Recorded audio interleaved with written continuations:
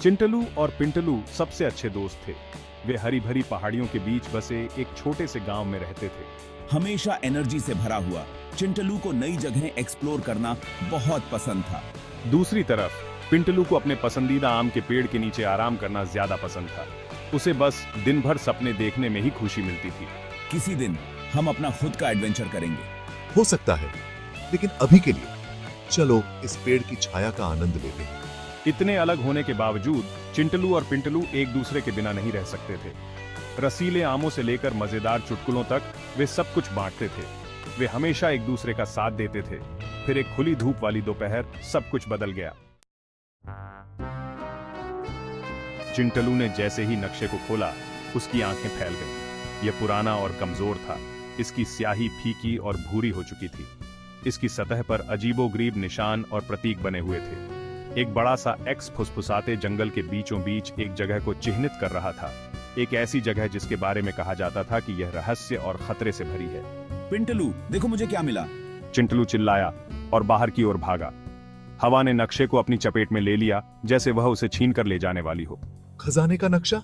पिंटलू ने नक्शे को गौर से देखा। उसकी दिलचस्पी खुद ब खुद बढ़ आ गई। उसे हमेशा से एक अच्छे रहस्य से प्यार था, भले ही वह उसे सुलझाने का इच्छुक न हो। हमें इसे ढूंढना होगा। जरा सोचो कितना धन होगा। पिंटलू हालांकि दिलचस्पी तो रखता था, लेकिन फिर भी हिचकिचा रहा था। फुसफुसाता जंगल?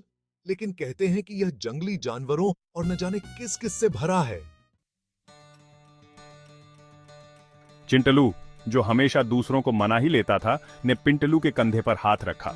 चिंता मत करो मेरे दोस्त, हम सावधान रहेंगे। जरा एडवेंचर के बारे में सोचो, खजाने के बारे में सोचो। पिंटलू ने आह भरी, क्योंकि वह जानता था कि वह इस बहस में नहीं जीत पाएगा। चिंटलू का उत्साह संक्रामक था। ठीक है, लेकिन अगर हमें कोई बोलने वाला तोता मिला तो हम वापस मुड़ जाएंगे। और इस तरह पुराने नक्शे, खाने से भरे झोले, जिसे ज्यादातर पिंटलू ने पैक किया था, और थोड़ी बहुत घबराहट के साथ दोनों दोस्त फुसफुसाते जंगल में निकल पड़े। जंगल जितना उन्होंने सोचा था, उससे कहीं ज्यादा घना था। पेड़ों की मोटी छतरी के कारण सूरज की रोशनी अंदर तक नहीं पहुंच पा रही थी, जिससे जंगल के फर्श पर लंबी डरावनी परछाइयां पड़ रही थीं। दूर से अजीबोगरीब पक्षी आवाजें निकाल रहे थे। उनकी चीखें खामोश पेड़ों के बीच गूंज रही थीं। दिन हफ्तों में बदल गए और फिर भी खजाना उन्हें नहीं मिला। वे घुमावदार रास्तों पर चले और उफनते नालों को पार करते रहे। उनके कपड़े फट गए और उनके शरीर थके हुए थे। पिंटलू मन ही मन बड़बड़ा रहा था, लेकिन चिंटलू का उत्साह कभी कम नहीं हुआ। एक दिन वे अचानक एक खुली जगह पर पहुंच गए। काई से ढकी चट्टान से एक शानदार झरना नीचे गिर रहा था, जिसका पानी तरल चांदी की तरह चमक रहा था। और वहां झरने के नीचे एक छोटी सी सुनहरी चाबी रखी हुई थी। पहला सुराग, चिंटलू चिल्लाया। उसकी आवाज चट्टानी दीवारों से टकराकर गूंज उठी।